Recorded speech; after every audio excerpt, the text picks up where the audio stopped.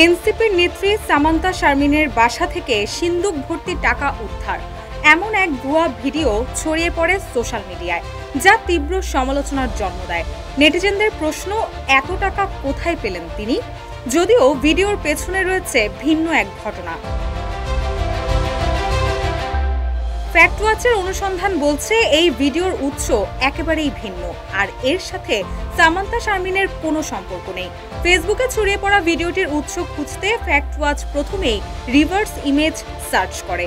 অনুসন্ধানে মিলে যায় এক গণমাধ্যমে প্রকাশিত 2020 সালের একটি নিউজ রিপোর্ট, যেখানে হুবহু একই দৃশ্য দেখা যায়।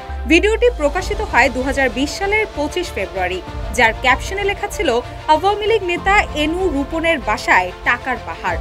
মূলত এই ভিডিওর কিছু খণ্ডিত অংশ ব্যবহার করে তার সাথে সামান্তা শারমিনের ছবি এবং ভিডিও জুড়ে দিয়ে ভাইরাল ভিডিওটি বানানো হয়েছে।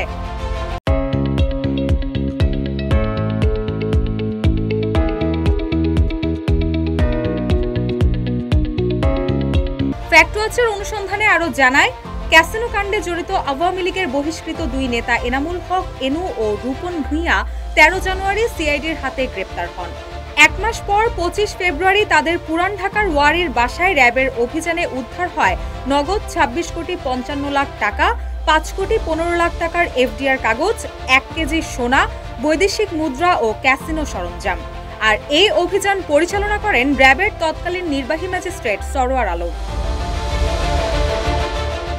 এছাড়াও সামান্তা শারমিনের নামে প্রকাশিত ভিডিও সম্পর্কে ফ্যাক্ট ওয়াচ বলছে, নির্ভরযোগ্য কোনো মাধ্যমেও এমন কোনো তথ্য পাওয়া যায়নি যা সামান্তা শারমিনের বাসা থেকে সিন্দুক ভর্তি টাকা উদ্ধার করা হয়েছে, যার কারণে প্রতিষ্ঠানটি ভাইরাল পোস্টগুলোকে মিথ্যা হিসেবে চিহ্নিত করেছে। অর্থাৎ সোশ্যাল মিডিয়ায় ছড়ানো ভিডিওটি সাম্প্রতিক নয় এবং এর সাথে সামান্তা শারমিনের কোনো সম্পর্কের প্রমাণ মেলেনি। রুশা সুর, নিউজ ডেস্ক, ইত্তেফাক।